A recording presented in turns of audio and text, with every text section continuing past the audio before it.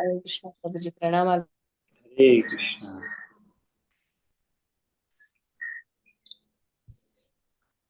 So మనం మంగళాచరణ చేసుకొని మొదలు పెడదామంట.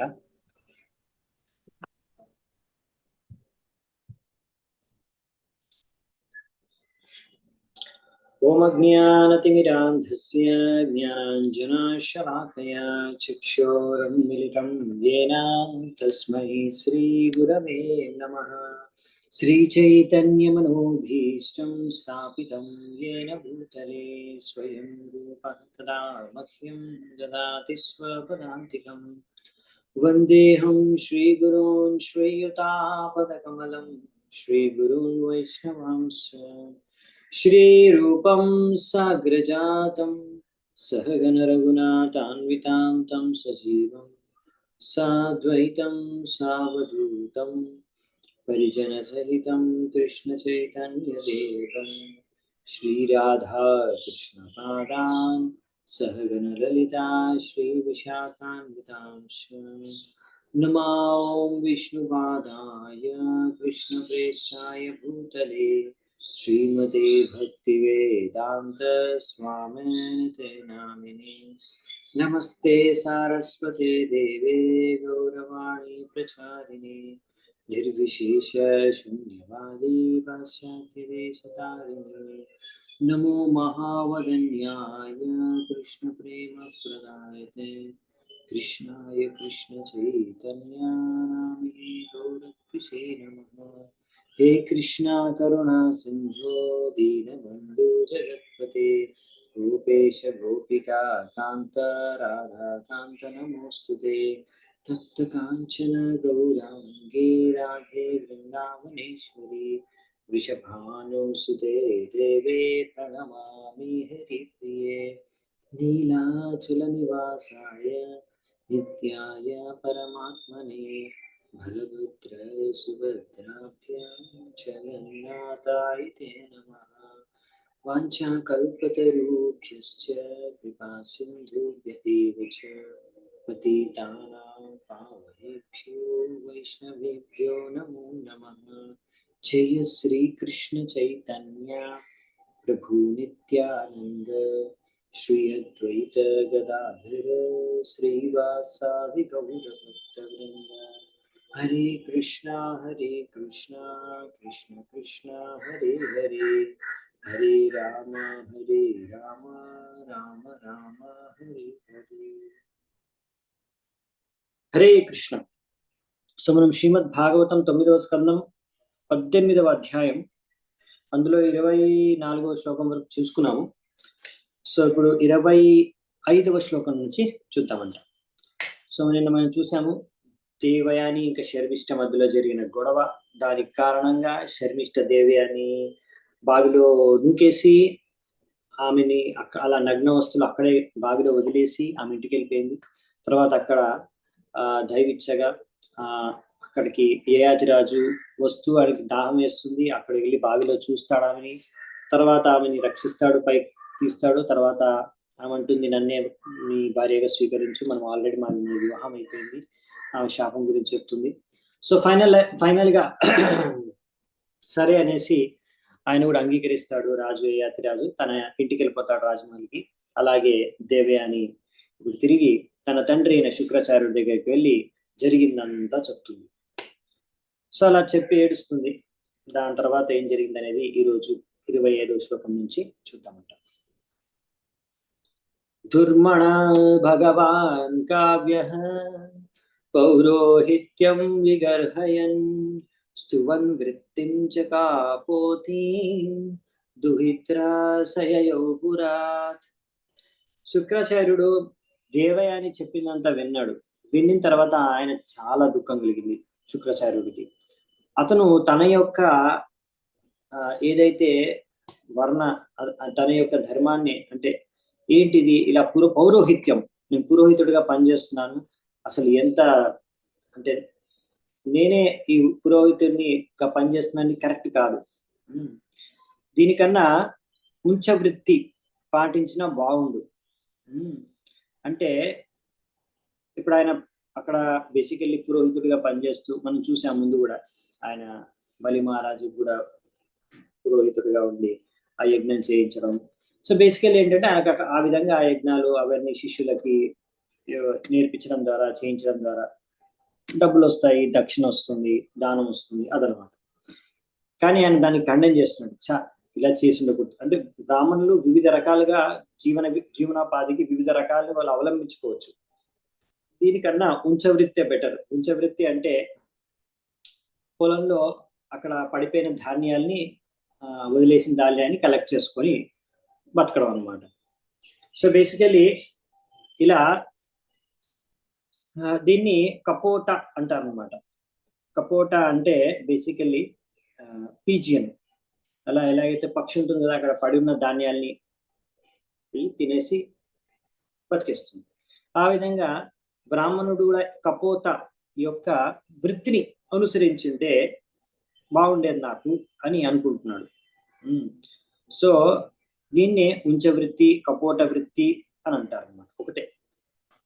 సో ఇలా కపోట వృత్తి, ఉంచవృత్తి ద్వారా జీవించే బ్రాహ్మణుడు శ్రేష్టమైన బ్రాహ్మణుడు అన్నమాట. ఎందుకంటే ఆయన సంపూర్ణంగా, అంటే ఇప్పుడు అక్కడ పడున్నాయి పొలంలో పడిపోయి ఉన్న ధాన్యాలు ఏవి దొరికితే అంటే భగవంతుడి దైవచ్ఛ, ఏది దొరికితే దాంతో సరిపెట్టుకోవడం, అలా భగవంతుడి పైనే ఆధారపడి, భగవంతుడి కృప పైనే ఆధారపడి జీవించేది ఫస్ట్ క్లాస్ అంటే ఇంకొకరిని అడుక్కొని కూడా అడుక్కోడు ఆయన. నాకు ఇవ్వండి, దక్షిణ ఇవ్వండి, దానం ఇవ్వండి అని కూడా అడుక్కోడు. అలా ఎవరిని అడుక్కోకుండా, రైట్, భగవంతుడు ఏది పంపిస్తే, ఏది దొరికితే దారిలో పడి ఉన్నది, అలా కింద పడి ఉన్నది, దాంతో సరిపెట్టుకోవడం. సో ఇది చాలా హై క్లాస్ అన్నమాట. బ్రాహ్మణకి, సన్యాసికి ఇద్దరికి కూడా భిక్షాటన చేసుకోవడానికి అనుమతి ఉంది. భిక్షం చేసుకొని వాళ్ళు భిక్షాటన చేసుకొని వాళ్ళకు కావాల్సింది వాళ్ళు సంపాదించుకొని వాళ్ళు జీవించవచ్చు. కాకపోతే ఒకవేళ అతను అలా భిక్షాటన కూడా ఒక వ్యక్తి చేయకుండా సంపూర్ణంగా భగవంతుడి కృపపైనే ఆధారపడి తన యొక్క జీవనోపాధి కోసం ఆయన ఒకవేళ జీవనోపాధి అలా కొనసాగిస్తే అది చాలా గ్రేట్ అన్నమాట. సో శుక్రాచార్యుడు అంటాడు, నేను అలా జీవనోపాధి చేసుకోకుండా ఈ విధంగా నేను ఇప్పుడు పౌరోహిత్యాన్ని అంటే పురోహితుడిగా వ్యవహరిస్తున్నాను, యజ్ఞాలు చేస్తున్నాను, దాని ద్వారా నేను డబ్బు సంపాదిస్తున్నాను, లేకపోతే దానము దక్షిణ నాకు దొరుకుతుంది, దాని ద్వారా నా జీవనోపాధి నడుస్తుంది. దీనికన్నా ఉంచవృత్తి, ఆ కపోట వృత్తిని మనం స్వీకరించి ఉంటే బాగుండేది అని అతనే ఖండించుకుంటున్నాడు, తనను తానే ఖండించుకుంటున్నాడు శుక్రాచార్యుడు. ఎందుకంటే ఎప్పుడైతే తన కూతురు ఇలా వచ్చి కంప్లైంట్ చేసిందో, అంటే he had to go to his disciple to beg some mercy, అంటే తన శిష్యుల దగ్గరికి వెళ్ళి అడుక్కోవాల్సి వస్తుంది, అయ్యా నాకు కొంచెం దానం ఇవ్వండి, దక్షిణ ఇవ్వండి అని. సో ఈ విధంగా తన శిష్యుల దగ్గరికి వెళ్ళి అడుక్కోవాల్సిన గతి, అటువంటి వృత్తిని ఆయన తనను తానే అలా చేస్తున్నందుకు ఖండించుకుంటున్నాడు. మనకు తెలిసిందే, బలి మహారాజుని కూడా ఎందుకు నివారించాడు? విష్ణువుకి ఆ 3 అడుగుల భూమిని కూడా దానం చేయడానికి ఎందుకు అడ్డుకున్నాడు శుక్రాచార్యుడు? ఇదే భయం, నా డబ్బు నా దక్షిణ ఏమవుతుంది, మొత్తం నేను ఇచ్చేస్తే నాకేం మిగులుతుంది, ఆయనకేం మిగలకపోతే నాకేం ఇస్తాడు? సో ఈ విధంగా అనమాట. సో ఈ చేతనతో నేను పని చేస్తున్నాను, అసలు తన్ను తానే ఖండించుకుంటాడు. నిజంగా నేను అసలు ఆ రాజు పైన డిపెండ్ అయ్యి అతనిచ్చే దక్షిణ, అతనిచ్చే దానం పైన ఆధారపడి బతుకుతున్నాను అని తనను తానే ఖండించుకుంటున్నాడు. సో అందుకే ఆయన చేసే పౌరోహిత్యాన్ని ఖండించుకుంటాడు. ఆయన హృదయంలో శుక్రాచార్యుడు అంటే అతనికి ఇలాంటి పౌరోహిత్యం చేసి దాని ద్వారా డబ్బులు వస్తాయనే ఉద్దేశంతో చేస్తున్నాడే, అతనికి బాగా అనిపించట్లేదు ఇప్పుడు. కానీ ఇప్పుడు ఎలాగో దాన్ని స్వీకరించాడు కాబట్టి ఇప్పుడు ఇంకా మరి పౌరోహిత్యంగా వ్యవహరిస్తున్నాడు కాబట్టి ఇప్పుడు ఆయనకి ఇప్పుడు ఇష్టం లేకున్నా కానీ ఇప్పుడు తన కూతురు కోసం ఆమె కూతురు పడుతున్న బాధను తట్టుకోలేక ఇప్పుడు వెళ్ళి ఏదో ఈ గొడవను ఏదో ముగించడానికి మళ్ళీ తను వెళ్ళాల్సింది ఎవరి దగ్గరికి? తన శిష్యుడి దగ్గరికి. ఎందుకంటే తన శిష్యుడైన వృషపర్వ కూతురే కదా శర్మిష్ట, ఆమెతోనే గొడవ జరిగింది ఇప్పుడు దేవయానికి. సో అందుకే ఇప్పుడు మళ్ళీ వెళ్ళి తన శిష్యుడితోనే ఏదో ఒకటి ఈ గొడవకు ఒక సంజాయిషి ఏదో చేసుకోవాలన్నమాట, సమాధానం చేయాలి ఆయనతో మాట్లాడే. సో ఇప్పుడు ఇలా జరిగింది అని శుక్రాచార్యుడు కోపంతో గాని ఇప్పుడు ఎలాగైనా సరే తన శిష్యుడిపై దగ్గరికి వెళ్తున్నాడు. అతను ఖండించుకుంటూ వచ్చి సరే ఇప్పుడు నేను వెళ్ళి మాట్లాడతాను, ఏదో ఒకటి చేస్తానని వెళ్తున్నాడు. సో ఇది తెలుసుకున్న వృషపర్వుడు ఏం చేశాడంటే, వృషపర్వాతమాజ్ఞాయ ప్రత్యనీకా వివక్షితం గురుం ప్రసాదయన్ మూర్నా పాదయో పతితః పతి. సో ఈ విధంగా ఆ వృషపర్వుడు, రాజా వృషపర్వ ఆయన అర్థం చేసుకున్నాడు, శుక్రాచార్యుడు వస్తున్నాడు, నన్ను దండించొచ్చు, శిక్షించొచ్చు, శాపం పెట్టొచ్చు. ఎందుకంటే ఆయన బాగా అంటే తన కూతురికి జరిగిన ఈ ఘటన కారణంగా, అన్యాయం కారణంగా కోపంతో, బాధతో ఇప్పుడు తన కూతురికి ఎలాగైనా న్యాయం జరగాలనే ఉద్దేశంతో నా దగ్గరకు వస్తున్నాడు కాబట్టి తప్పకుండా నాకు ఏదో ఒకటి అంటాడు, లేకపోతే నన్ను శపిస్తాడు అని భయం. సో వెంటనే అందుకే ఏం చేశాడంటే, శుక్రాచార్యుడు తన ఇంటికి రావడానికి ముందే వృషపర్వుడే బయటికి వెళ్ళేసి అలా గురువు వస్తున్నాడు దారిలోనే వెళ్ళి ఆయన కాళ్ళ మీద పడిపోయాడు.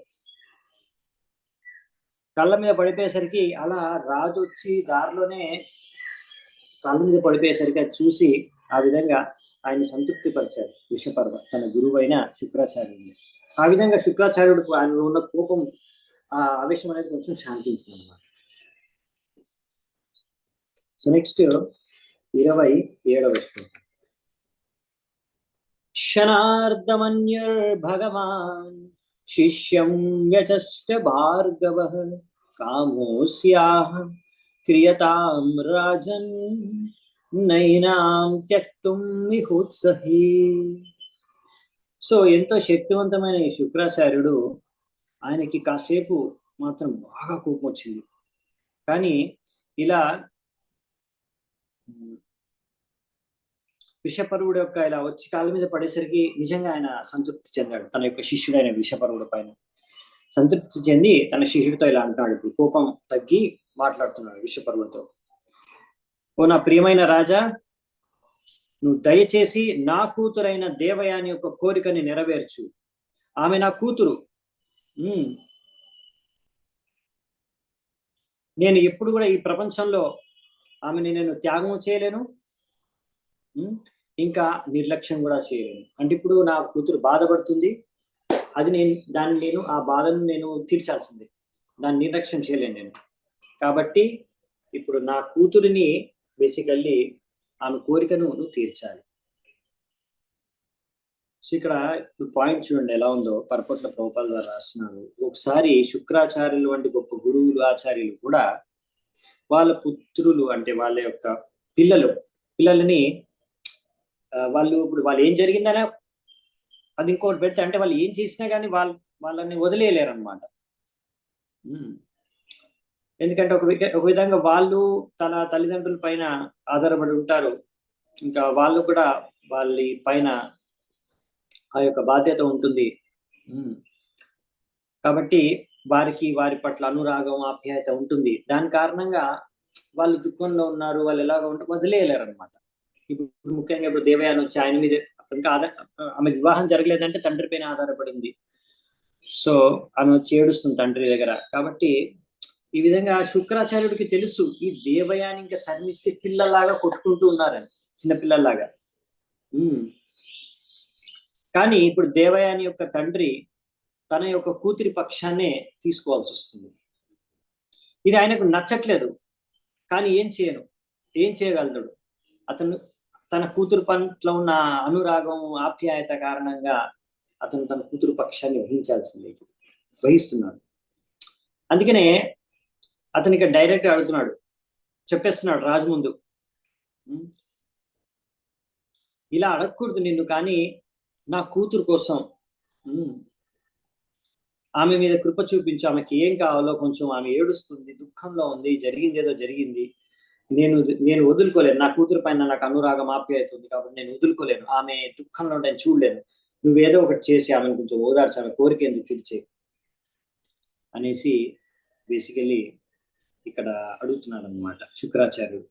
సో ఆయన ఒప్పుకుంటున్నాడు, నాకు నా కూతురు పైన ఉన్న ఆప్యాయత కారణంగా, అనురాగం కారణంగా నేను ఆమెను కాదనలేకపోతున్నాను, ఆమెను తిరస్కరించలేకపోతున్నాను, త్యాగం చేయలేకపోతున్నాను, ఆమె దుఃఖంలో చూడలేకపోతున్నాను నేను. సో ఫైనల్లీ శుక్రాచార్యుడు కూడా ఈ విషయంలో తన కూతురు కానీ అంటే కూతురు విషయంలో నిర్లక్ష్యం చేయలేను నేను అని చెప్తున్నాను. సో ఇది నార్మల్, ఇది అలా పిల్లలకి పైన తల్లిదండ్రులకి ఉండే అనురాగం ఆప్యాయత అనేది స్వాభావికం. అదే ఇక్కడ కూడా జరిగిందన్నమాట. అదే శుక్రాచార్యులు చెప్తున్నారు. సో ఇప్పుడు ఏం చేస్తారు, అసలు ఏం కోరుకుంటుంది దేవయాని అనేది చూద్దాం. 28వ శ్లోకం. తతేతి అవస్థితే ప్రాహ దేవయాని మనోగతం పిత్రా దత్తాయతో యాస్యే సానుగాయాతు మామను. ఈ విధంగా శుక్రాచార్యుడి యొక్క నివేదన, రిక్వెస్ట్ విన్న తర్వాత వృషపర్వ అంగీకరించాడు. సరే, ఆ దేవయాని మీ కూతురైన ఆ దేవయాని యొక్క కోరిక ఏంటో అది నేను తెలుసుకోవాలనుకుంటున్నాను, ఆమె కోరికను నేను తీరుస్తాను అని రాజు చెప్పేశాడు వృషపర్వ. ఇప్పుడు కన్ఫర్మ్ అయిపోయింది, రాజు తీరుస్తాడు కదా కోరిక. సో ఇప్పుడు దేవయాని తన కోరిక ఏందో చెప్తుంది. రాజు ఆతృతగా వింటున్నాడు, అసలు ఆమె ఏం కోరిక, ఆమె ఏం కావాలి. సో ఇప్పుడు ఏం కోరుకుంటుంది చూడండి దేవయాని. నేను ఎప్పుడైతే నా తండ్రి ఆజ్ఞ ప్రకారం వివాహం చేసుకుంటానో అప్పుడు నా స్నేహితురాలైన శర్మిష్ట నాతో పాటే మిగతా నా మిత్రులతో పాటు ఆమె కూడా నా దాసిగా నా వెంట రావాలి. సో ఇది దేవయాని కోరుకునేది. శర్మిష్ట నా దాసిగా, నేను వివాహం చేసుకుని ఇంటికి వెళ్తున్నప్పుడు, నా అత్తగారింటికి వెళ్తున్నప్పుడు దాసిగా, నా దాసిగా రావాలి నా వెంట మిగతా మిత్రులతో పాటు.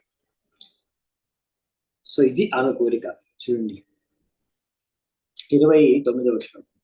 పిత్రా దత్తా దేవయాని శర్మిష్ఠా సానుగాతదా స్వానాం తత్సంకటం వీక్ష్య తదర్థస్య చ గౌరవం దేవయాని పర్యచరత్ స్త్రీ సహస్రేణ దాసవత్.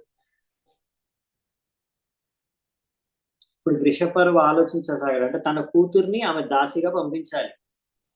సో వృషపర్వ ఆలోచిస్తున్నాడు, ఏం చేయను. ఇప్పుడు నేను ఆల్రెడీ ఒప్పేసుకున్నాను ఆమె కోరిక తీరుస్తానని. ఇప్పుడు ఒప్పుకోలేదనుకో, దీనికి శుక్రాచార్యుడు డెఫినెట్ గా నా పట్ల అసంతృప్తి చెందుతాడు.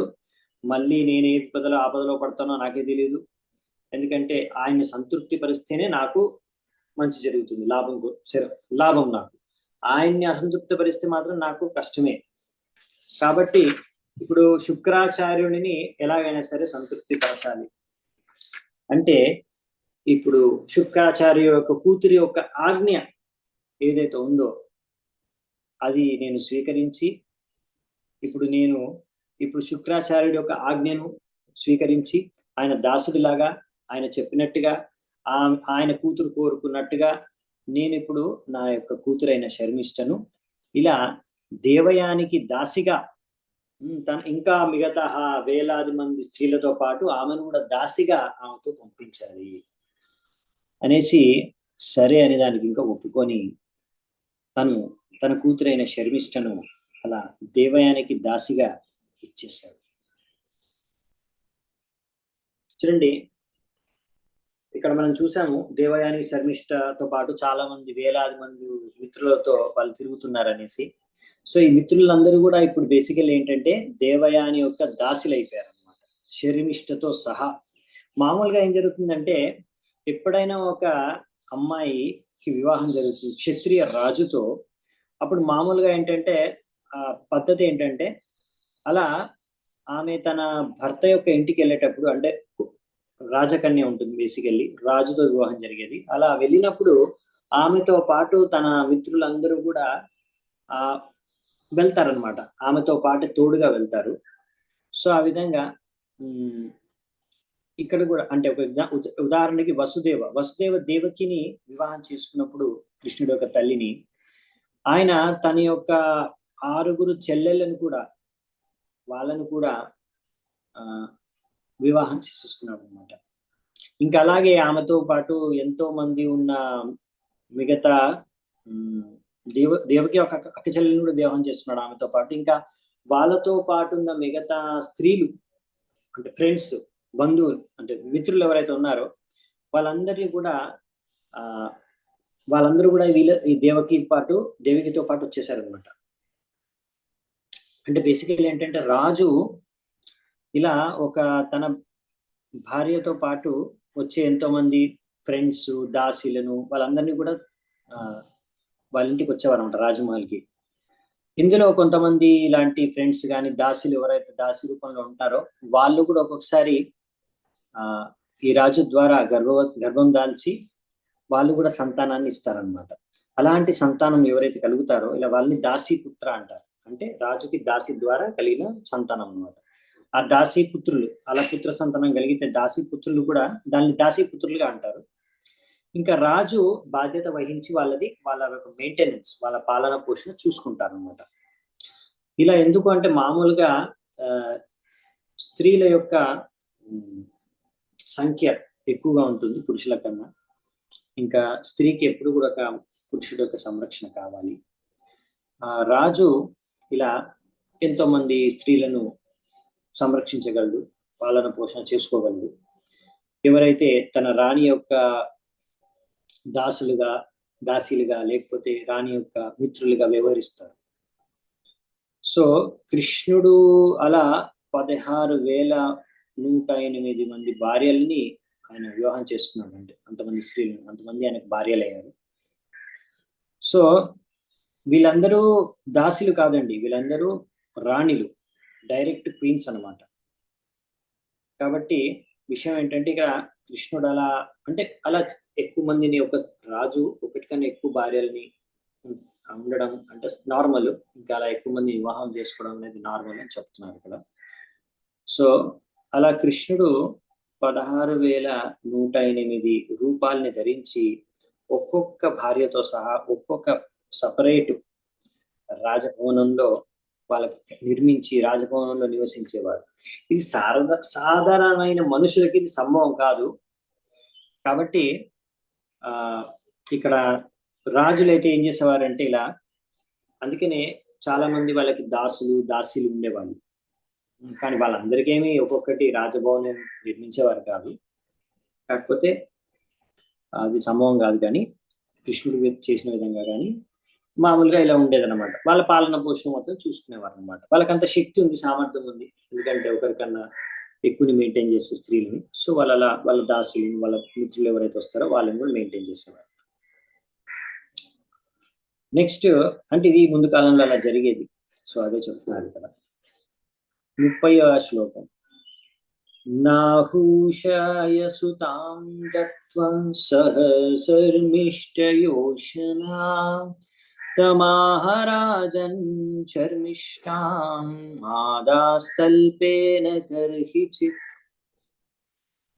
ఇలా ఎప్పుడైతే శుక్రాచార్యుడు దేవయానికి యయాతితో వివాహంలో ఆయన కన్యాదానం చేశాడో అప్పుడు శర్మిష్ఠ కూడా దేవయానితో పాటు వెళ్లాల్సి వచ్చింది. కానీ ఆ సమయంలో he had Sharmishta go with her, but he warned the king. శుక్రాచార్యుడు శర్మిష్ఠనైతే దేవయానితో పాటు దాసిగా పంపించాడు. కానీ యయాతి రాజుకి ఒక వార్నింగ్ ఇచ్చారంట, ఒక చేతావని. ఆ వార్నింగ్ ఏంటంటే, చూడు రాజా, ఎప్పుడు కూడా ఈ అమ్మాయి శర్మిష్ఠను నీతో పాటు ఎప్పుడు బెడ్ మీద పడుకోబెట్టుకోకు. అంటే బేసికలీ నువ్వు ఎప్పుడు ఆమెతో మైథునంలో పాల్గొనకూడదు అనే విధంగా ఆయనకి సూచించారన్నమాట.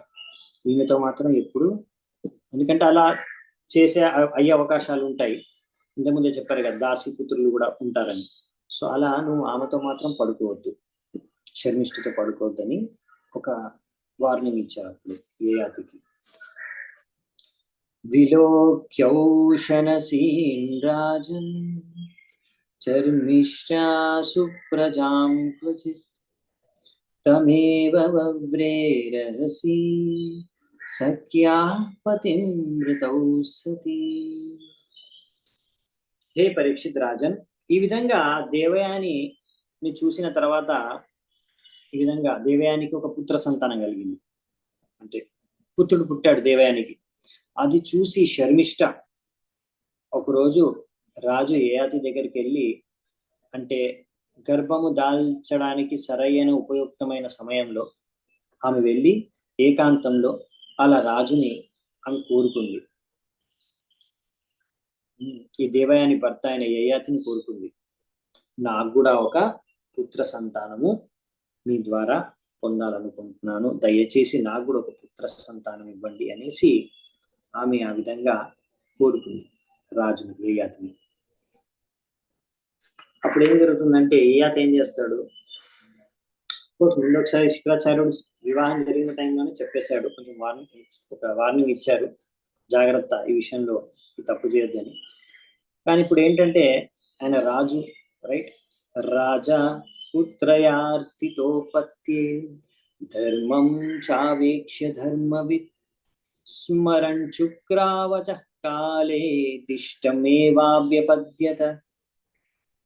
ఇలా ఎప్పుడైతే శర్మిష్ఠ ఒక సాధారణమైన స్త్రీ కాదు, ఆమె యాక్చువల్లీ రాజకన్య, రాజకుమార్తె అయిన శర్మిష్ఠ ఈ విధంగా యయాతిని పుత్రుడి కోసం అనేసి అలా కోరుకున్నప్పుడు రాజుకి కూడా రాజధర్మం తెలుసు కాబట్టి అలా ఎవరైనా స్త్రీ వచ్చి నాకు పుత్రుడు కావాలని రాజుని క్షత్రియుని కోరుకుంటే కాదనలేడు. సో కాదనకూడదు. అందుకనే ఆమెను అలా అడిగినప్పుడు క్షత్రియ ధర్మం తెలిసిన ఈ యొక్క యయాతి రాజు సరే అని నీ కోరిక నెరవేరుస్తానని దానికి అంగీకరించాడు. అతనికి ఆ టైంలో కూడా గుర్తుంది శుక్రాచార్యుడు ఇచ్చిన వార్నింగ్, రైట్. అయినా కానీ ఆయన అనుకున్నాడు, ఈ యొక్క కలయిక ఆ భగవంతుడి యొక్క కోరికే, మేమిద్దరం కలవడం అనేసి ఆమె యయాతి రాజు శర్మిష్ఠతో మైథునంలో పాల్గొన్నాడు. సో అంటే క్షత్రియుడి యొక్క ధర్మం అనేది బాగా అవగతమని తెలుసు యయాతి రాజుకి. ఎందుకంటే అలా ఒక స్త్రీ వచ్చి క్షత్రియుడిని అడిగితే కాదనలేడు క్షత్రియుడు, అది ధర్మం, కాదనకూడదు. సో అందుకనే ధర్మరాజు కూడా ధర్మరాజు యుధిష్ఠిరుడు ఎప్పుడైతే అర్జున చాలా దుఃఖంలో ఉన్నాడు, ద్వారకాకి వెళ్ళొచ్చిన తర్వాత చాలా దుఃఖంలో ఉన్నాడు, ఇది యుద్ధం అయిపోయిన తర్వాత, ఓకే. సో అప్పటికి భగవంతుడికి అబద్ధామని గెలిపాడు కృష్ణుడు ఆ సమయంలో. అంటే అది తెలీదు ఇంకా ఇప్పటికీ యుధిష్ఠిరుడికి. కాకపోతే అర్జునుడు అలా ద్వారకా నుంచి వచ్చినప్పుడు ఆయనకి దుఃఖంతో ముఖం అంతా అలా కుంగిపోయి ఉండడం చూసి, దుఃఖంలో ఉండడం చూసి అడిగాడు, ఎవరైనా స్త్రీ నిన్ను అడిగారా నాకు పుత్ర సంతానం కావాలి అని, నువ్వు వారిని నిరాకరించావా, అందుకే నువ్వు దుఃఖంలో ఉన్నావా అని. సో అంటే అదేంటంటే అలా ఎవరైనా స్త్రీ చెప్పేది ఏంటంటే, ఇలా స్త్రీ వచ్చి రాజుని అడిగితే నాకు మీ ద్వారా పుత్ర సంతానం కావాలని, అప్పుడు రాజు అలా కాదనలేడు అనమాట ఆయన ధర్మం ప్రకారం. సో అందుకని శుక్రాచార్యుడు ఒక వార్నింగ్ గుర్తున్నా, ఆయన హెచ్చరిక గుర్తున్నా, హెచ్చరించాడు ఆల్రెడీ శుక్రాచార్యుడు, ఆ హెచ్చరిక గుర్తున్నా కానీ అతను శర్మిష్ఠ యొక్క కోరికను కాదనలేకపోయాడు. ఆయనకు అనిపించింది ఈమెకు పుత్ర సంతానం ఇవ్వడమే సరైన పని నాకు చేయవలసిందని. అందుకే ఆమెతో ఆమె యొక్క సరైన సమయంలో ఎప్పుడైతే గర్భం దాల్చే సమయం వచ్చిందో ఆ సమయంలో ఆమెతో మైథునంలో పాల్గొన్నాడు. యాక్చువల్లీ ఇలా అంటే ఇక్కడ ప్రభుపాద ఒక పాయింట్ రాస్తున్నారు, this kind of lust is not against religious principles. So ఈ విధంగా మైథునంలో పాల్గొనడం అంటే సంతానం కోసం అనేసి మైథునంలో పాల్గొనడం అనేది ఈ యొక్క ధర్మానికి విరుద్ధం కాదు. అది భగవద్గీతలో చెప్పారు కదా, ధర్మా విరుద్ధో భూతేషు కామోస్మి. సో అంటే ఈ యొక్క సెక్స్ లైఫ్, కామము ఏదైతే ఇలా ధర్మానికి విరుద్ధం కాదు, అది కృష్ణుడు దాన్ని శాంక్షన్ చేశాడు అన్నమాట, అనుమతినిచ్చాడు. ఇలా ధర్మానికి విరుద్ధంగా కాకుండా కామంలో అంటే ఇక మైథునంలో పాల్గొనడానికి ఇలాంటి ధర్మానికి విరుద్ధం కాదని కృష్ణుడు ఆల్రెడీ చెప్పాడు. సో ఎందుకంటే ఇప్పుడు శర్మిష్ఠ కూడా ఆమె ఒక రాజకన్య, రాజకుమార్తె. సోనా ఇప్పుడు ఆమె ఇలా యయాతిని వచ్చి ఒక రాజుని వచ్చి అడుగుతున్నారు పుత్ర సంతానం కావాలని. కాబట్టి ఇది దిర్ కాంబినేషన్ వాజ్ నాట్ లస్ట్, ఇది కామము కాదు, ఇది ధర్మము.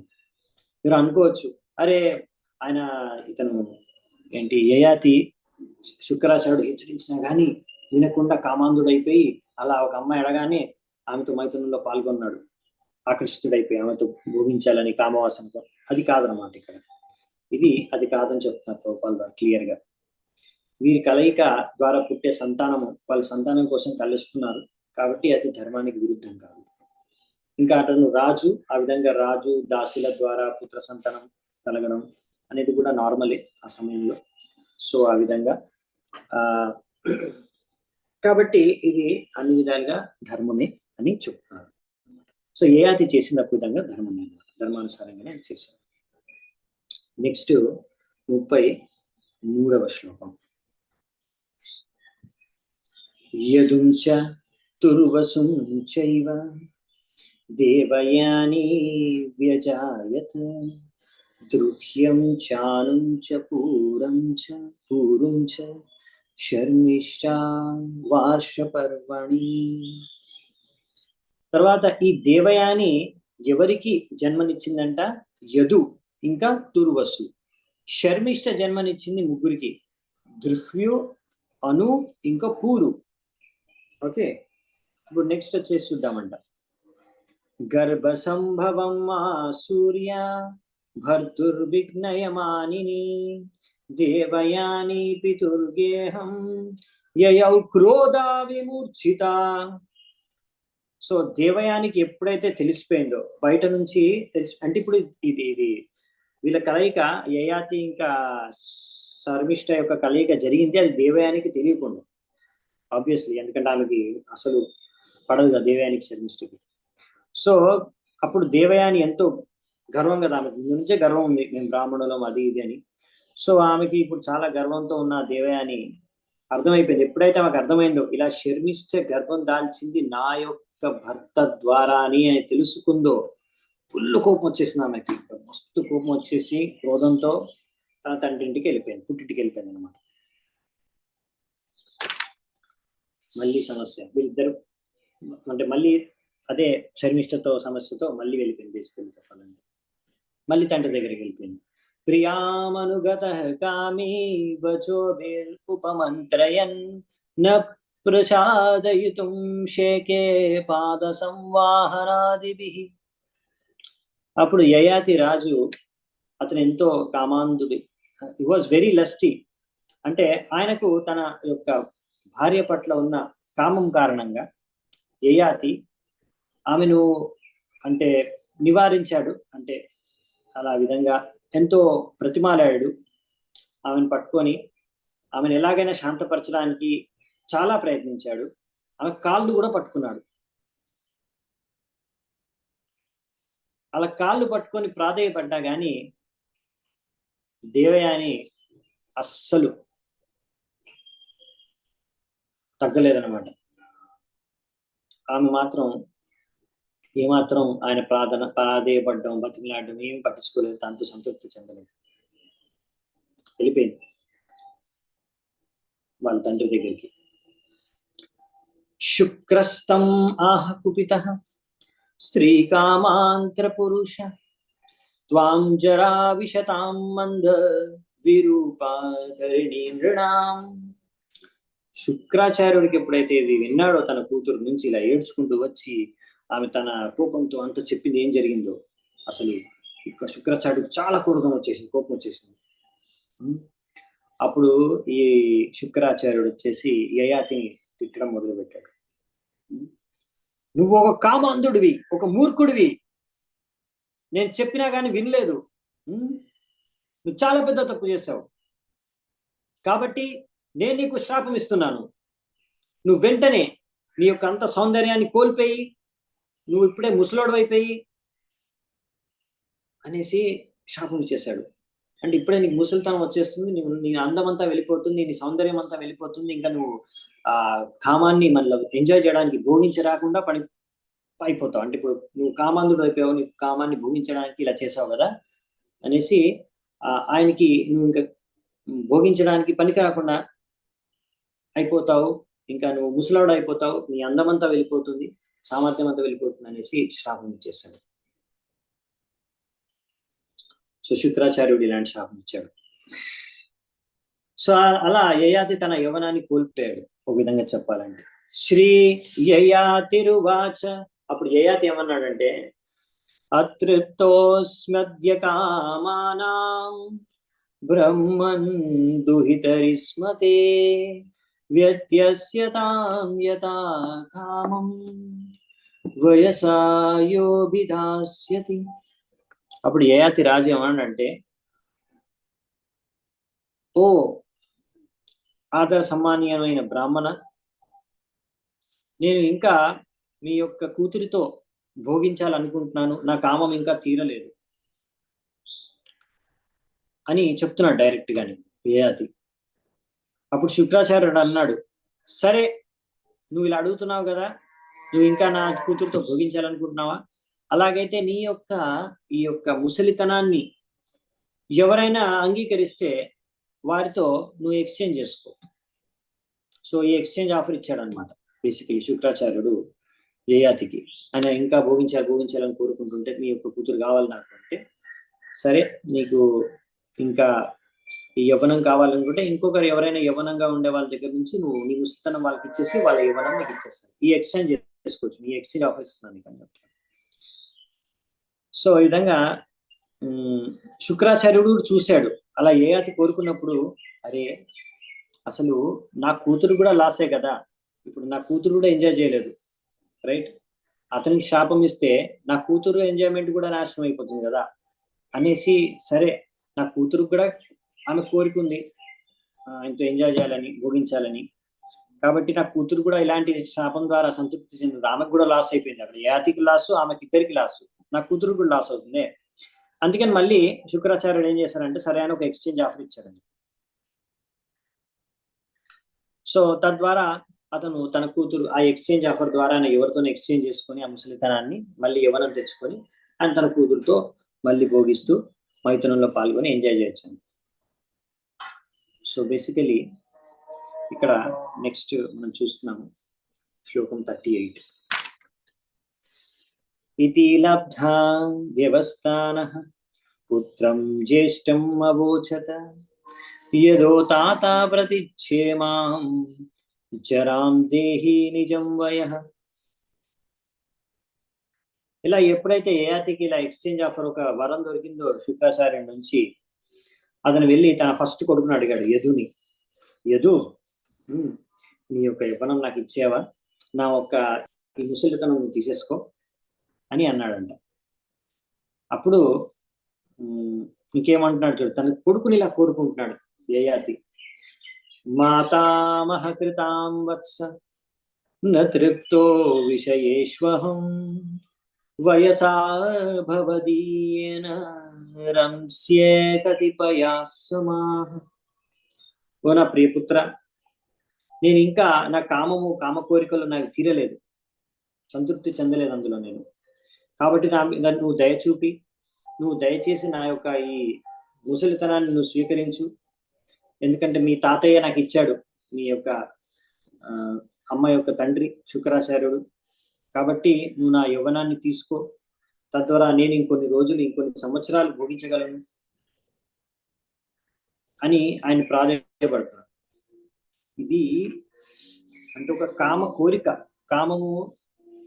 కోరికలు ఒక వ్యక్తిని అంటే ఎలా మార్చేస్తాయి, అతని ఎంతకైనా దిగజారే విధంగా చేసేస్తాయి. సో ఇక్కడ బేసికల్లీ మనం చూస్తున్నాం, అందుకే అతను తన కొడుకుని వెళ్ళాల డైరెక్ట్ గా కోరుకుంటాడు. ఫస్ట్ తన శుక్రాచార్యుడైన తన మామయ్యకి అలా కోరుకున్నాడు, నాకు ఇంకా కామ కోరిక తీరలేదు, నాకు ఇంకా భోగించాలని. ఇప్పుడు వెళ్ళి తన పుత్రుడు కోరుకుంటాడు, సరే చలో ఒక ఎక్స్చేంజ్ ఆఫర్ తీసుకొని ఇచ్చేస్తే వెళ్ళి తన పుత్రుడిని కోరుకుంటున్నాడు. సో కామైస్తే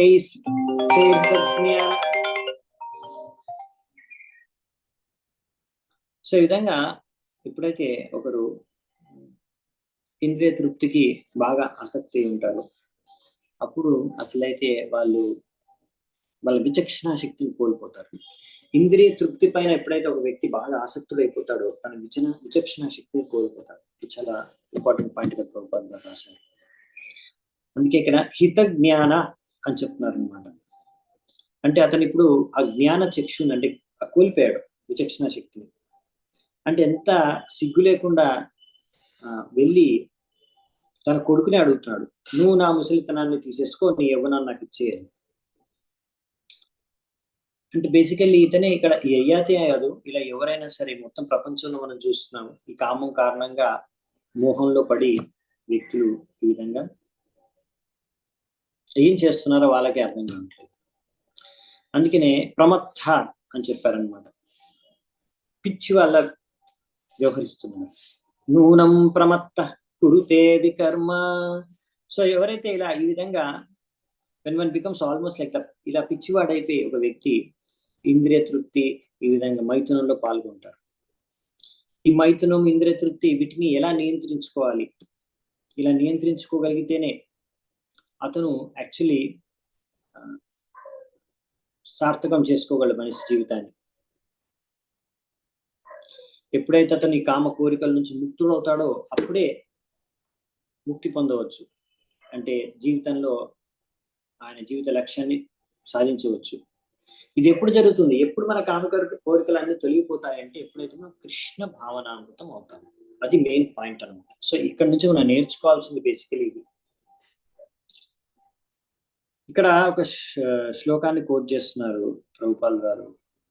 యదవది మమ చేత కృష్ణ పదారవిందే నవనవర సదాం యుధ్యతం రంతుమాసీత్ తదవది పతనారి సంగమే స్మర్యమానే భవతి ముఖ వికార సుష్టు నిష్ఠీవనం చ. ఇది యమునాచార్య వారు అన్నారు. ఏమని?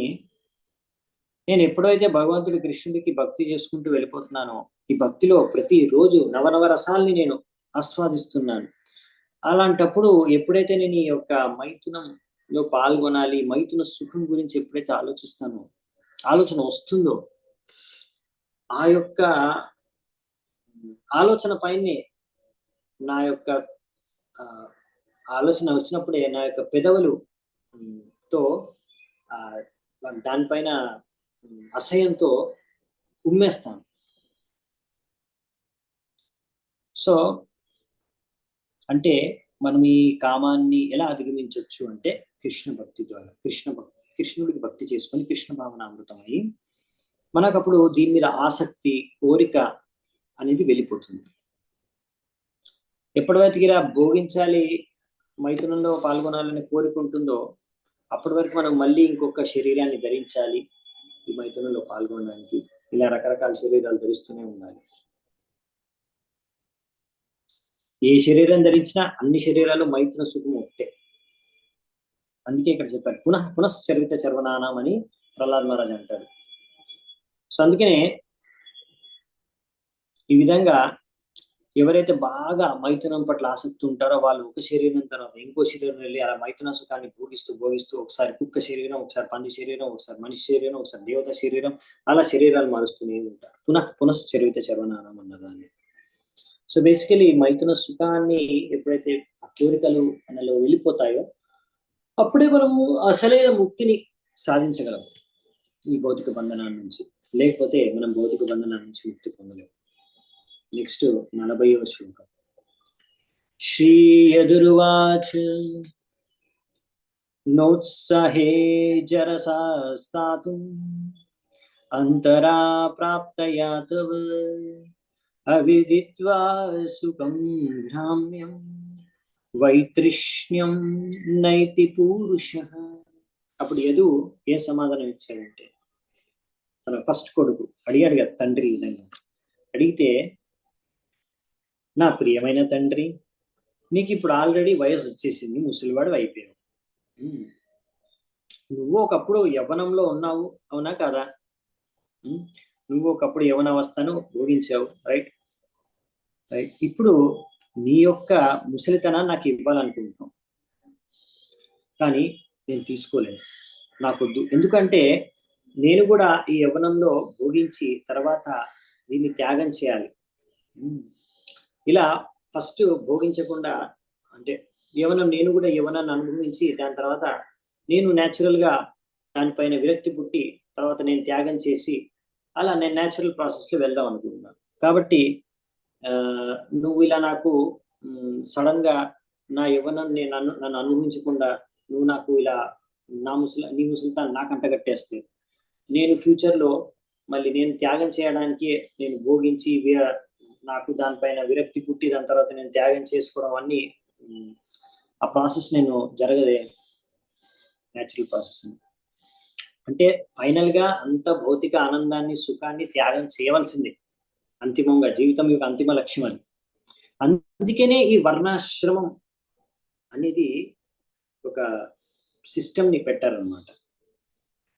దీని యొక్క ముఖ్యమైన ఉద్దేశం ఏంటంటే ఫైనల్ గా మనం అన్ని త్యాగం చేసేసి భౌతిక బంధనాల నుంచి ముక్తి పొంది భగవద్ధామని తిరిగి వెళ్ళాలి, రైట్? సో అందుకనే నిష్కించనస్య భగవద్ భజనోన్ముఖస్య, ఒకవేళ ఎవరైనా సరే భగవద్ధామాన్ని తిరిగి అంటే నిష్కించన అవ్వాలి. వాళ్ళకి ఎటువంటి భౌతిక కోరిక, ఆనందం, భౌతికంగా భోగించాలనే కోరిక ఉండకూడదు. ఆ విధంగా ఎవరైతే ఇలా సంపూర్ణంగా భౌతిక కోరికల్ని త్యాగం చేయలేదో, త్యాగం ఇంకా చేయలేదంటే వాళ్ళు ఎప్పుడు కూడా భగవద్భక్తిలో విలీనం అయ్యలేరు సంపూర్ణంగా, రైట్? ఎందుకంటే భగవద్భక్తి చేసుకోవాలంటే భగవంతుడికి బ్రహ్మభూత ప్రసన్నాత్మ నశోచతి నకాంక్షతి. సో ఆ స్థాయికి వెళ్ళాలి, బ్రహ్మభూత ప్రసన్నాత్మ స్థాయికి వెళ్ళాలి. అప్పుడే యాక్చువల్లీ మనం భక్తి బాగా చేసుకోలేము. సో బ్రహ్మభూత ప్రసన్నాత్మ స్థాయికి వెళ్ళలేకపోతే మనము భక్తి చేసుకోలేము. అంటే భక్తి చేసుకుంటే అందులో ఆనందాన్ని అనుభవించలేము యాక్చువల్లీ. సో అందుకనే ఈ స్థాయికి వెళ్ళడానికే మనము సరిగ్గా భక్తి చేసుకోవాలి, రైట్? ఇలా భక్తి ద్వారా మనం 3 గుణాలకు అతీతంగా అయితే గాని మనం యాక్చువల్లీ భక్తిలో రసాన్ని ఆస్వాదించలేము, ముక్త అవస్థకి వెళ్ళలేము. సో బేసికల్లీ ఏంటంటే ఆ పాయింట్కి వెళ్ళడానికి, ఆ బ్రహ్మభూత ప్రసన్నత స్పాట్కి వెళ్ళి అక్కడ నుంచి బాగా భక్తి చేసుకుని భక్తిలో ఆనందాన్ని అనుభవించే స్థాయికి వెళ్ళాలంటే మనము 3 గుణాలకు అతీతం కావాలంటే దానికి హెల్ప్ చేసేదే ఆ ప్రాసెస్ లో మనం ఆ స్థాయికి, బ్రహ్మభూత స్థాయికి వెళ్ళడానికి హెల్ప్ చేసేది వర్ణాశ్రమ ధర్మం బేసికల్లీ. అందుకే ఇక్కడ యదు ఏం చెప్తున్నాడంటే, ఇలా నేను అర్ధాంతరంగా నేను నా యవ్వనాన్ని భోగించకుండా మీకు ఇచ్చేసాను అనుకోండి, భవిష్యత్తులో నేను ఆ వైరాగ్యం తీసుకోవడానికి నాకు ఇబ్బంది అవుతుంది. సో ఇక్కడ యదు మహారాజు యదు ఆయన తన యొక్క మిగతా తమ్ముళ్ళ కన్నా కొంచెం డిఫరెంట్ అన్నమాట. ఇక్కడ మనం చూస్తాము, తుర్వవహుశ్చోదిత పిత్ర దృహ్యుశ్చానుశ్చ భారత ప్రత్యాచక్యుర ధర్మజజ్ఞ. సో మహారాజు యదు ఎందుకు తన తండ్రి యొక్క ఈ యొక్క ఆదేశాన్ని నిరాకరించాడంటే, ఇలా నేను ధర్మాన్ని బాగా వర్ణాశ్రమ ధర్మాన్ని సరిగ్గా పాటించాలనుకుంటాను, అలా సరిగ్గా వర్ణాశ్రమాన్ని ధర్మాన్ని పాటిస్తూ ఫైనల్ గా నేను వైరాగ్యం స్వీకరించి భగవద్ధామానికి వెళ్ళాలనుకుంటున్నాను. సో దానికి ఇప్పుడు నాకు యవ్వనం అవసరం. ఫైనల్ గా నేను ఫైనల్ డెస్టినేషన్ చేరుకోవాలంటే ఇప్పుడు వర్ణాశ్రమ ధర్మాన్ని సరిగ్గా అనుసరించాలంటే నాకు ఇప్పుడు యవ్వనం అనేది అవసరం అని ఈయన చెప్పుకుంటున్నాడు అన్నమాట యదు. కానీ తన తమ్ముళ్ళు కూడా స్వీకరించారు తన యొక్క తండ్రి ప్రపోజల్ని. వాళ్ళు ఇంకా తన తమ్ముళ్ళు కూడా అంగీకరించరు. కానీ వాళ్ళందరూ ఇంత ధర్మం గురించి ఆలోచించి కాదు, వాళ్ళు జస్ట్ వాళ్ళు ఏంటంటే వాళ్ళు అసలు యాక్సెప్ట్ చేయరు. మామూలుగా ఏంటంటే ఒక తండ్రి యొక్క ఆజ్ఞని కూడా మనం పాటించాలి, శిరస వహించాలి. కాబట్టి ఇక్కడ మహారాజు యదు నిరాకరిస్తున్నాడు తండ్రి ఆజ్ఞని, కానీ ఆయన నిరాకరించడానికి ఒక ధర్మం కారణం ఉందన్న. బేసిస్ ఏంటంటే వర్ణాశ్రమ ధర్మాన్ని పాటించాలనుకున్నా దాని కారణం. కానీ వాళ్ళ తమ్ముళ్ళు మాత్రం అలా ధర్మం గురించి ఆలోచించకుండానే అమ్మో మాకొద్దు ముసలితనం అనేసి వాళ్ళు వద్దనేసారు, రైట్? సో ఇక్కడ మహారాజు యదు ఎందుకంటున్నానంటే, ఇక్కడ ఎందుకు మహారాజు యదు గురించి చెప్తానో తప్పుగా అనుకోకండి. మహారాజు యదు గురించి ఎందుకంటే యదు వంశంలోనే కృష్ణుడు జన్మించేది, రైట్? సో మహారాజు యదు గురించి మీరు అర్థం చేసుకోవాలి. ఇక్కడ చాలా ఇంపార్టెంట్ పాయింట్, అందుకే చెప్తారు. ఇప్పుడు ఇక్కడ చూడండి, మనకు 10th క్యాంటోలో చదువుతాం, యదోశ్చ ధర్మశీలస్య అని. అంటే యదు మహారాజు ధర్మం గురించి అనేది సంపూర్ణ అవగతం. ఫైనల్ గా అయితే ధర్మం యొక్క అంతిమ లక్ష్యం భగవద్భక్తి చేసుకోవడమే, అవునా? ఆయనకు భగవద్భక్తి చేసుకోవాలని ఎంత కోరిక ఉందంటే, ఫైనల్ గా నా భగవద్భక్తి స్థాయికి నేను చేసుకునే స్థాయికి వెళ్ళాలి అని ఎంత కోరిక దృఢంగా ఉందంటే యదుది. ఆయన అనుకున్నాడు, ఈ విధంగా యవ్వన వయసులో ఉన్నప్పుడు నేను భౌతికంగా ఏవైతే భోగించాలో అవి భోగించేస్తే అలా నా యొక్క యవ్వనంలో ఉండే కామ కోరికలన్నీ తీర్చుకుంటే తర్వాత నేను భగవంతుడి భక్తి బాగా చేసుకోవచ్చు, నాకేం డిస్టర్బెన్స్ ఉండదు. సో బేసికల్లీ అందుకే నాకు ఇప్పుడు యవ్వనం అనేది అవసరము, తర్వాత నేను బాగా భక్తి చేసుకోవాలంటే నాకు ఇది ఇప్పుడు అవసరం. సో ఫైనల్ గా నా గోల్ ఏంటంటే భక్తి. ఆ గోల్ అచీవ్ చేయాలంటే నాకు ఇప్పుడు ఇది అవసరం అనేసి ఆయన కాదన్నాడు. ఆయన మెయిన్ ఉద్దేశం అది. ఏదో తండ్రి మాట కాదనాలేని కాదు, నేను ఆ ధర్మాన్ని పాటించలేను నీ యొక్క ఆజ్ఞ స్వీకరిస్తే, అందుకనే. సో అది ముఖ్యం, నాకు నా ధర్మం ముఖ్యం అన్నట్టుగా ఆయన చెప్పాడు అనమాట. సో ఆయన ధర్మం గురించి బాగా తెలిసిన వాడు యదు మహారాజు, రైట్. సో ఇక్కడ ప్రభుపాల్ ద్వారా ఒక ఇంపార్టెంట్ పాయింట్ రాస్తున్నాడు. We have actually seen that many sannyasis who accept sannyas prematurely, not having satisfied their material desires, fall down because they are disturbed. చాలా మంది సన్యాసం తీసేసుకుంటారు అలా, కానీ వాళ్ళకి ఇంకా ఆ విధంగా భౌతిక కోరికల నుంచి వాళ్ళు ముక్తి పొందలేదు. సన్యాసం తీసుకోవాలంటే భౌతిక కోరికల నుంచి సంపూర్ణంగా ముక్తి పొంది ఉండాలి, లేకపోతే వాళ్ళు సన్యాసం తీసుకోకూడదు. కానీ ఇలా చాలా మంది సన్యాసం తీసుకుంటారు ఏదో ఉద్దేశంతో, కారణంతో, కానీ ఇంకా వాళ్ళు భౌతిక కోరికలు ఉన్నాయి. అలాంటి వాళ్ళు ఏమవుతుందంటే ఆ భౌతిక కోరికల ద్వారా మళ్ళీ వాళ్ళు డిస్టర్బ్ అయ్యి వాళ్ళు పతనం అయిపోతారు. కాబట్టి normal process, there for the general process ఏంటి అంటే ప్రభుపాల్ ద్వారా రాస్తున్నారు, is to go through grihastha life. So normal process ఏంటంటే గృహస్థాశ్రమంలోకి వెళ్ళి తర్వాత వానప్రస్థాశ్రమాన్ని గ్రహించి ఫైనల్ గా సన్యాసం తీసుకోవాలి. తద్వారా సంపూర్ణంగా భగవంతుడికి అంకితం అయిపోవాలి. ఇది నార్మల్ ప్రాసెస్, ఇది జనరల్ ప్రాసెస్ అని చెప్తున్నారు ప్రభుపాల్ గారు. సో అందుకని మహారాజు యదు, అందుకే ఇక్కడ తన తండ్రి చెప్పిన Maharaj Yadu was ready to accept his father's order and exchange youth for old age because he was confident that the youth taken by his father return.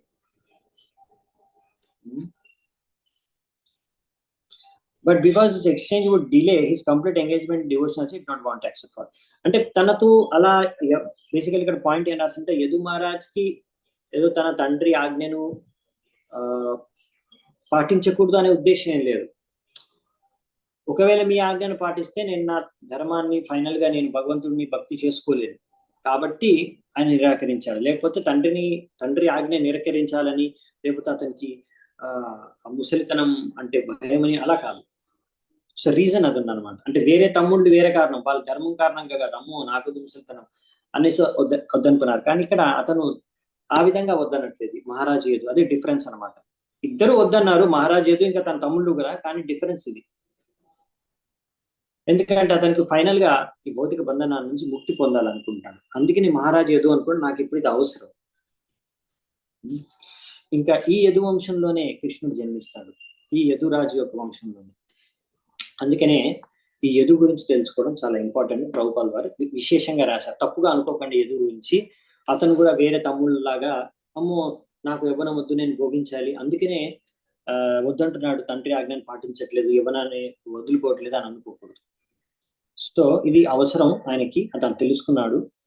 నేను న్యాచురల్ ప్రాసెస్ ఫాలో అవుదాం అనుకున్నాను, జనరల్ ప్రాసెస్ ఏదైతే ఉందో దానికి నాకు ఇప్పుడు యవ్వనం అవసరము, అప్పుడే నేను ఫైనల్గా భక్తి చేసుకోగలను.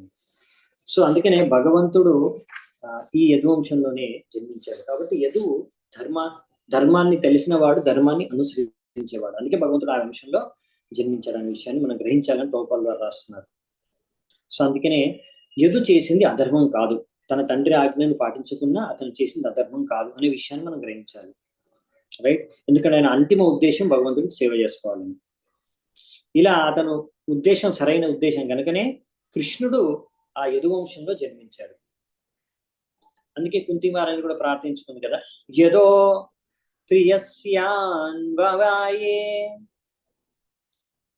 ఈ యదు కృష్ణుడికి చాలా ప్రియమైన వాడు కాబట్టి యదు వంశంలోనే కృష్ణుడు జన్మించాడు. ఇప్పుడు ఎంతో మంది రాజులు ఉన్నారు, అవునా. ఇప్పుడు డైరెక్ట్ యదుకేం పుట్టలేదు కృష్ణుడు, ఆయన వంశంలో వచ్చినా కానీ యదు వంశం చెందినవాడని కృష్ణుడు అంటారు, యదు వంశీయులని.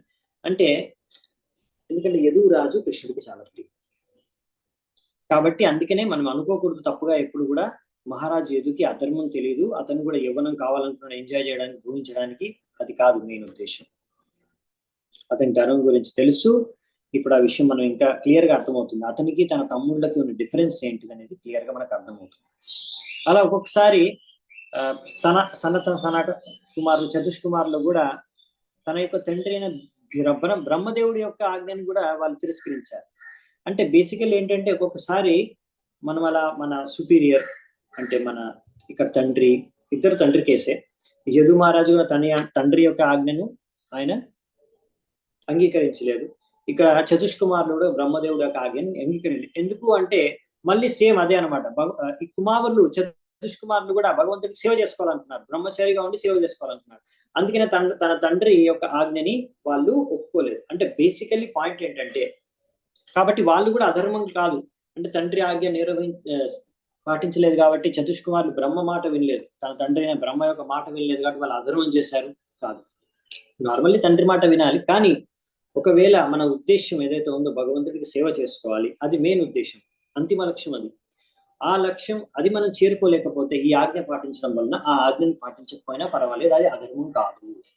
అది మెయిన్ పాయింట్ అనమాట ఇక్కడ అర్థం చేసుకోవాల్సింది ఈ తాత్పర్యం నుంచి. అందుకే చాలా ఇంపార్టెంట్ తాత్పర్యం. ఓకే, నెక్స్ట్ ఇంక ఇక్కడ నుంచి పెద్దగా తాత్పర్యాలు లేవు, చిన్న చిన్న పాయింట్స్ ఉన్నాయి, చూసుకుంటూ మనం బెటర్ ఇది కంప్లీట్ చేసేద్దామండి సెక్షన్. కొన్ని శ్లోకాస్ ఉన్నాయి ఇంకా. 41 తుర్వసుశ్చోదితః పిత్రా తుర్హ్యుశ్చానుశ్చ భారత ప్రత్యాచక్యురధర్మజ్ఞా హ్యనిత్యానిత్య బుద్ధయః. ఓ మహారాజు పరీక్షిత్, యయాతి అప్పుడు ఆ విధంగానే వెళ్ళి తుర్వసు, దుర్వ్యు, అను వీళ్ళందరి దగ్గరికి వెళ్ళి అడిగాడు, నా యవ్వనం నా ముసలితనం తీసుకొని మీ యవ్వనం ఇవ్వండి అని. కానీ వాళ్ళందరికి మాత్రం ధర్మం పైన అవగతం లేదు, వాళ్ళకి ఎవరికి ధర్మం గురించి తెలియదు సరిగ్గా. వాళ్ళు అనుకున్నారు, అమ్మో నా యవ్వనం ఇచ్చేస్తానా, నేను భోగించాలి కదా అనేసి వాళ్ళ తండ్రి ఆజ్ఞను తిరస్కరించారు. అప్రచ్చత్తనయం పూరం వయసోనం గుణాధికం నత్వం అగ్రజవద్వత్స మాం ప్రత్యాఖ్యాతుమర్హసి. ఇంకా ఫైనల్ గా లాస్ట్ కుమారుడు, ఈయన ఎవరు, శర్మిష్ఠ యొక్క పుత్రుడు, రైట్. లాస్ట్ కుమారుడి పేరు పూరు. ఆయన దగ్గరికి వెళ్ళి రిక్వెస్ట్ చేశాడు, ఆయన వేడుకున్నాడు, నువ్వు నీ అందరు అన్నయ్యల కన్నా చిన్నవాడివి, ఆయన కానీ నువ్వు యోగ్యత కలిగిన వాడివి. ఓ నా ప్రియమైన పుత్రుడా, మీ అన్నయ్యలు వద్దన్నట్టుగా తిరస్కరించినట్టుగా నువ్వు కూడా నన్ను తిరస్కరించకు, ఇది నీకు సరికాదు, ఇది నీ ధర్మము, నన్ను నేను చెప్పే నా యొక్క విన్నపం స్వీకరించు, ఆజ్ఞని స్వీకరించు అని చెప్తున్నాడు. అలా కోరుకున్నాడు ఫైనల్ గా. ఇప్పుడు పురు ఫైనల్ గా అంగీకరిస్తాడు. అదే అనమాట బేసికల్లీ కంక్లూజన్. శ్రీ పూరురువాచ కోను లోకే మనుష్యేంద్ర పితుర్ ఆత్మా కృతః పుమాన్ ప్రతికర్తుం క్షమో యస్య ప్రసాదాద్విందతే పరం. పురు ఏమంటాడంటే, ఓ తండ్రి, ఈ జగత్తులో తండ్రి రుణం ఎవరు ఎలా తీర్చుకోగలరు? తండ్రి యొక్క కృప ద్వారానే ఒక వ్యక్తికి మనిషి జన్మ లభిస్తుంది, తద్వారా అతను భగవంతుడి యొక్క పార్షదుడు కాగలడు తర్వాత, రైట్. సో ఈ విధంగా తండ్రి బీజాన్ని ఇస్తాడు కాబట్టి తద్వారా మనిషి యొక్క శరీరం తర్వాత ఆత్మ మనిషి శరీరం లభిస్తుంది. కాబట్టి మనిషి శరీరంలో ఉన్న వ్యక్తికి అవకాశం ఉంటుంది కృష్ణ భావనామృతం అయి భగవద్ధామానికి తిరిగి వెళ్ళే అవకాశం ఉంటుంది. కాబట్టి ఆ విధంగా కృతజ్ఞత ఉండాలి.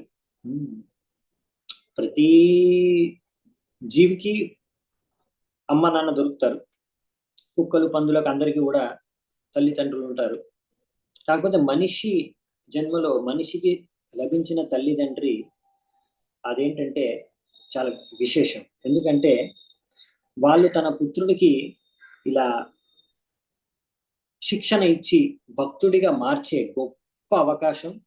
తద్వారా అలా ఒకరు భక్తుడైపోతే, తన సంతానం భక్తుడైపోతే, అది he achieves the greatest benediction because he completely awards.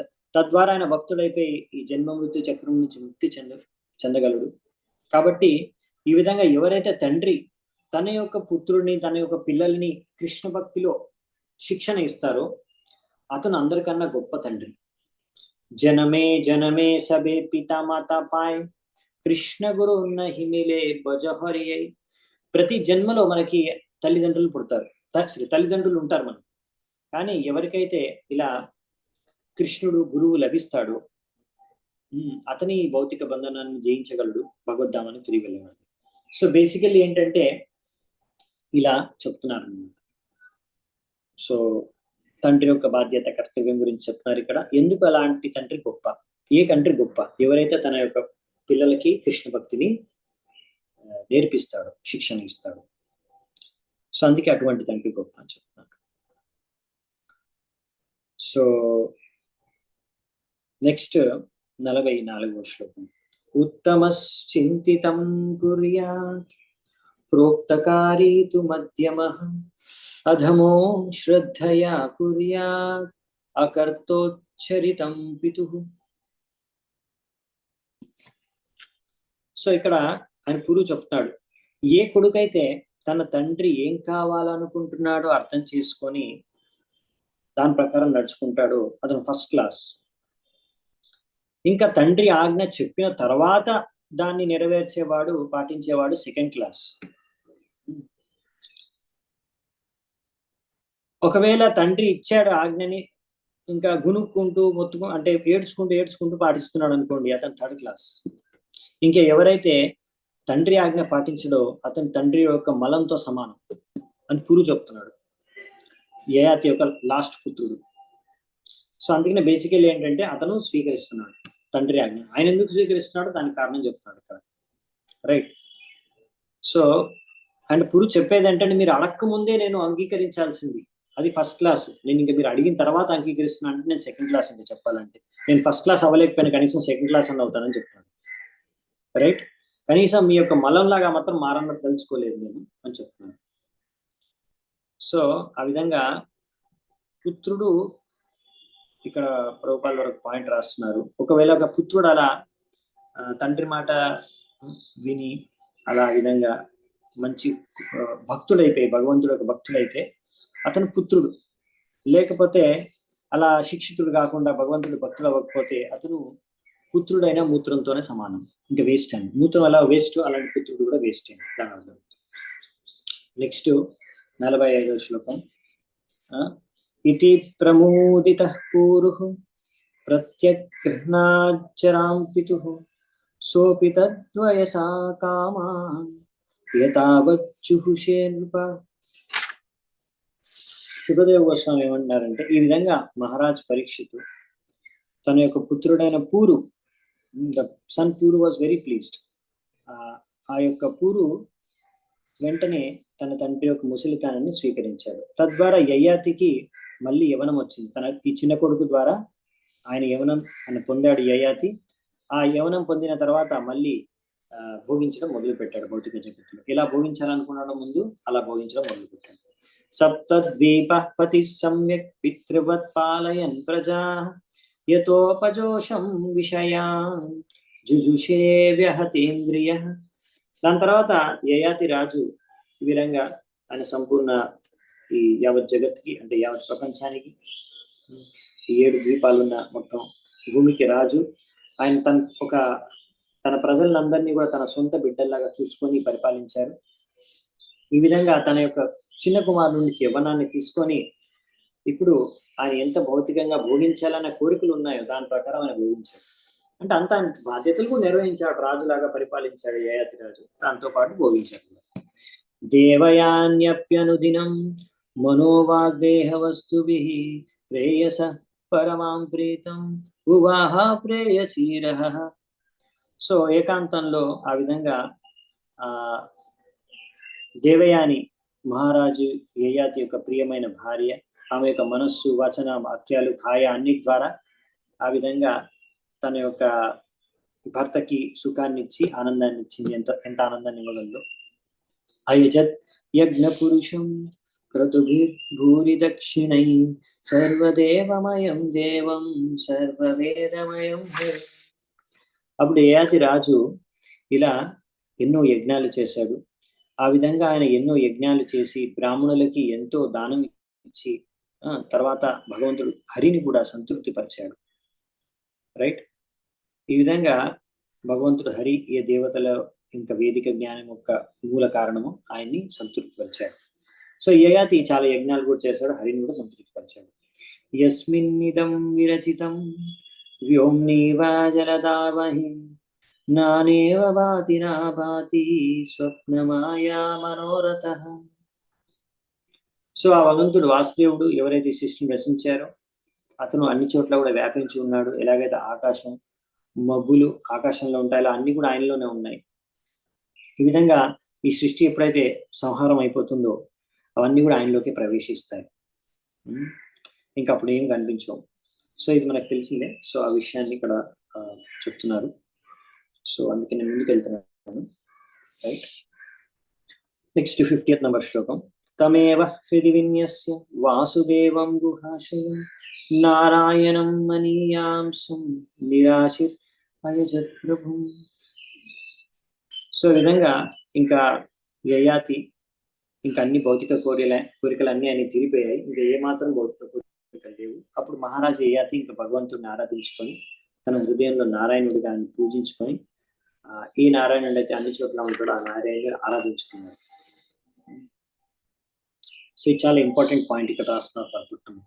అంటే యయాతి మనం చూస్తున్నా అదేంటి, ఒక సైడ్ నుంచి భోగిస్తున్నాడు, ఇంకో సైడ్ నుంచి భక్తి చేసుకుంటున్నాడు, ఏంటి అసలు ఇది అంటే బయటికి అలా ఎంతో అతనికి బాగా భౌతిక ఆసక్తి ఉన్నట్టు కనిపించినా గానీ లోపల మాత్రం ఆయన ఎల్లప్పుడూ భగవంతుడి చింతనలో మగ్నమై భగవంతుడి సేవకుడిగానే ఆయన అవ్వాలని, శాశ్వతంగా భగవంతుడి సేవకుని అవ్వాలని ఆయన లోపల ఆలోచన. అంటే ఇప్పుడు భోగిస్తాను కానీ తర్వాత భగవంతుడి సేవకుని అవ్వాలని ఆలోచన ఉంది కాబట్టి అతను మెల్లిగా కొంచెం సమయం తర్వాత భోగించడం అయిపోయిన తర్వాత ఇంకా సంపూర్ణంగా భగవంతుడిని ఆరాధించుకొని ధ్యానం చేసుకుని యజ్ఞం చేసుకుని అన్ని విధాలుగా భగవంతుడిని సంతృప్తిపరచడానికి ప్రయత్నిస్తున్నారు. ఏవం వర్ష సహస్రాని మనశ్చైర్మనస్సుఖం విదదానోపి నాతృప్యత్ సర్వభౌమకదింద్రియ. ఈ విధంగా మహారాజు యయాతి మొత్తం ఈ యొక్క ప్రపంచానికి ఈ యొక్క భూమికి రాజు, అవునా. ఈ విధంగా అతను తన మనస్సు పంచ ఇంద్రియాల ద్వారా అన్ని రకాల భౌతిక వస్తువుల్ని భౌతికంగా భోగించాడు ఒక 1000 సంవత్సరాలు.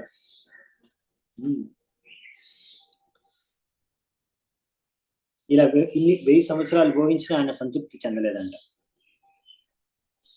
సో ఈ విధంగా బేసికల్ ఏంటంటే ఇంద్రియాల్ని మనం శుద్ధపరచుకోవాలన్నా సంతృప్తి పరచుకోవాలంట ఒకటే విధి విధానం ఏంటంటే అన్ని కూడా మనము భగవంతుడి కృష్ణుడి యొక్క సేవలో వినియోగించాలి. సర్వోపాధి వినిర్ముక్తం తత్పరత్వేన నిర్మలం. సో ఎప్పుడైతే ఈ విధంగా అన్ని ఉపాధుల నుంచి మనకి విముక్తి లభిస్తుందో అప్పుడే మనం శుద్ధం అవ్వగలం. రైట్,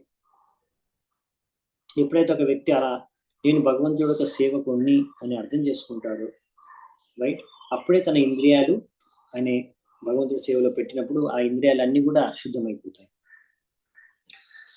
ఇలా శుద్ధమైపోయిన ఇంద్రియాలను ఎప్పుడైతే భగవంతుడి సేవకి అంకితం చేస్తామో అది భక్తి.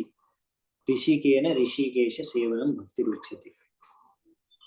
మీరు ఎన్ని సంవత్సరాలన్నా భోగించండి, దాని ద్వారా ఇంద్రియాలు ఎప్పుడు శుద్ధమవు. భగవంతుడి సేవలో వినియోగించినప్పుడే ఆ ఇంద్రియాలన్నీ కూడా శుద్ధమవుతాయి. దాని తర్వాత మనం భక్తి అశుద్ధమైన ఇంద్రియాల ద్వారా భక్తి చేసుకున్నప్పుడు మనం అసలైన ఆనందాన్ని పొందగలం భక్తిలో. అది బేసికల్లీ ఇక్కడ సారం అన్నమాట.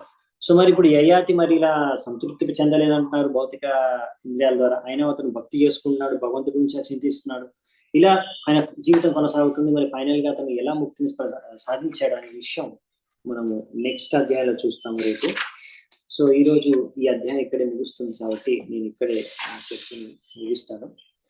చాలా చాలా ధన్యవాదాలు. ఆల్రెడీ కొద్దిగా లేట్ అయింది, అందుకే నేను వెంటనే ఏం చేస్తున్నాను. శ్రీల ప్రభుపాదకి జై, శ్రీమద్ భాగవతం కీ జై, సంగీత భక్త బృందకి